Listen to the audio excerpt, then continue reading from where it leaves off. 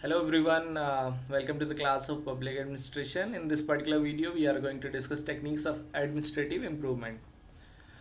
Let's see the syllabus of this particular topic. It contains organization and methods. Second topic is work study and work management, e-governance and information technology, management aid tools like network analysis, MIS, management information system, PERT, program evaluation and review technique, and CPM, that is critical path method. We also have some hidden syllabus topics that are social impact assessment, management by objective, and program evaluation. In this particular video, we are going to discuss only organization methods. In later videos, we will see all these particular topics.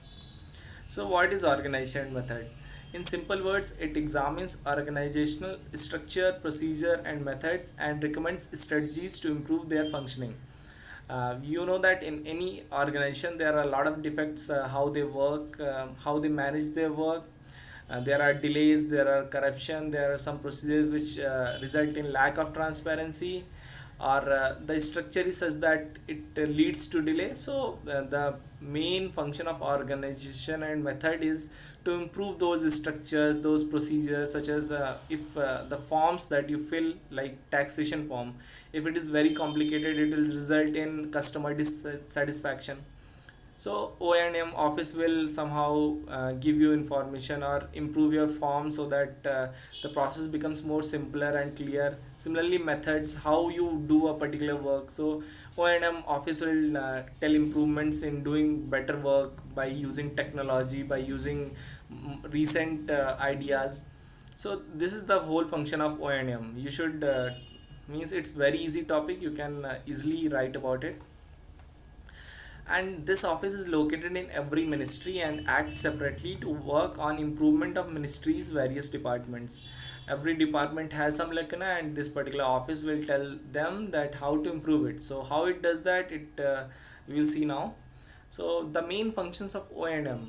What are the functions? First is training of government officials. You know that for doing some particular work you need training. Right now I am teaching you O&M, so that is like I am giving you training in order to write better answers in mains. So similarly, the training of government officials is also essential. All right. Then second topic is research on administrative problem. Without research, how the O&M office will give recommendations for improvement? So research is necessary. First they choose the administrative problems, and then they do research on how to make sure get the solution of those particular problems. All right. Then the third function is publication of manuals, other documents related to administrative problems for the purpose of reference and research. So whatever problems they have solved, they will publish it in a manual, yearly manual. So every ministry publishes its manual, in which is done by O&M office, and in that particular manual they tell that how they have solved some particular problems, and that manual could be used by anyone for reference or research purpose. Then fourth function is investigation. Investigation is very important. They do surprise checks in different ministries, and also normal checks are also done by proper collaboration and coordination between each other. So that way they get to know what are the real problems during work environment. So it is also known as inspection. They will inspect the facility and check for the defects, or whatever recommendations they have given, are those recommendations being followed or not. So that is the main purpose of investigation.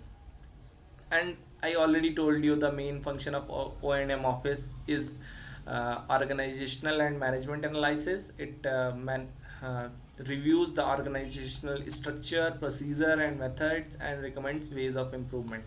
So these are the some of the functions of O&M office. Okay, then coming on next particular topic, that is O&M in India. We should know the historical background of O&M in India, because the question can directly be asked from it, as well as when you are writing some answer, if you give historical recommendations, so that will fetch you more marks. So just remember this, how this O&M office developed in India, what is its present status and condition. Okay. So first, in 1947, AD Gorwala committee Just remember this name, A.D. Gorwala Committee, 1947. It recommended establishment of Directorate of Organization, Methods and Training for improving the competence of young administrators. So, the originally the idea was made by A.D. Gorwala Committee. Then in 1949, N.Y. Iyengar, he was a minister, so he also recommended creation of O&M division as part of Ministry of Home Affairs. So you can see that two people have already recommended. Then Planning Commission also recommended after publication of first 5 year plan. Why the Planning Commission recommended? Because they are not getting competent officers or the particular means competent personnel in order to uh, implement those plans on the ground. So they wanted that these particular officers should be trained perfectly, they should have some assistance. So that's why the planning commission also recommended an O&M division which should work in close cooperation with personal section of different ministries, so as to improve their training, improve their capability and all those things. So first recommendation by A.D. Gorwala, second by N.Y. Iyengar, and third by Planning Commission. Then in 1953, Paul H. Appleby Committee was formulated for administrative reform. So it also gave same recommendation that create an O&M division. So finally, after Appleby's recommendations, O&M division was located in Cabinet Secretariat, and O&M division remained in Cabinet Secretariat for some time, approximately till 1963, and after that it was transferred to Department of Administrative Reforms and Public Grievances. So right now the main nodal agency of O&M is in Department of Administrative Reforms and Public Grievances, and also all other ministries have their own O&M offices, that is organization and methods. And the Department of Administrative Reforms and Public Grievances O&M office is the nodal agency. It guides all other O&M offices. All right. Okay. Then we have seen the functions of O&M. Now we have seen the history of O&M. Now we will see negatives of O&M. Uh, why O&M is not that much successful in India. All right. So first negative is that they are treated as outsiders. Means especially the Department of Administrative Reforms and Public Grievances people, if they go for inspection, so the local ministry or local department, they do not trust these outsiders. So this is the first case. Second case is that their function is only advisory in nature. They cannot take executive action. They cannot directly tell other ministries to do a particular task. They can only recommend improvements, and the implementation part is left on the particular home departments. All right. Then the third is its activity is considered interference in day-to-day work. Why it is considered interference? Because every department or ministry has its own way of functioning, and when they get a lot of advice and improvement procedures from O&M, so they consider it as a type of interference in their day-to-day functioning. So this is third negative. Fourth is fault finding attitude of O&M department. O&M department is also not very pious. They just somehow deliberately want to find faults even if the faults are not there. So this is the fourth negative. Fifth negative is lack of skills in O&M personnel. They themselves are not trained that much. They themselves don't have that much knowledge, and if they are themselves not competent, how will they give recommendations for improvement in other departments? So this is the fifth lacuna. And sixth is resistance to of bureaucracy to O&M suggestions.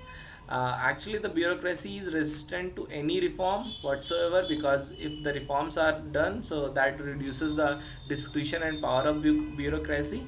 So that's why they are resistant to any reform, and they are resistant to O&M suggestions also. Okay. Then coming on the next thing, examples of O&M in India. This is the last thing which I will tell you. So examples in the sense that what O&M actually do on the ground. So first is staff inspection unit, that is Department of Expenditure. So here the O&M office does the inspection of the staff and recommends improvement. Then second is customer service centers in departments. This is also part of O&M. Then office manual, I already told you that O&M office has a job of publishing office manual. Then review of obsolete laws and rules, those laws which are not required, so how to review them, how to remove them, that is part of O&M. Then creating norms of productivity means establishing standards.